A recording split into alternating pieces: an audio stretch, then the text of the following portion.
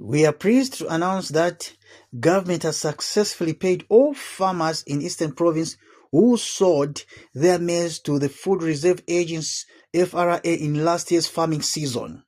The provincial administration in Eastern Province is pleased to announce that 1,139,376 ngwe owed to the farmers has been cleared. Farmers are therefore encouraged to visit their respective paying points. A total of 167,555 30 metric tons was bought across the province. Chipata district recorded the highest quantity with 43,176 65 metric tons of maize purchased.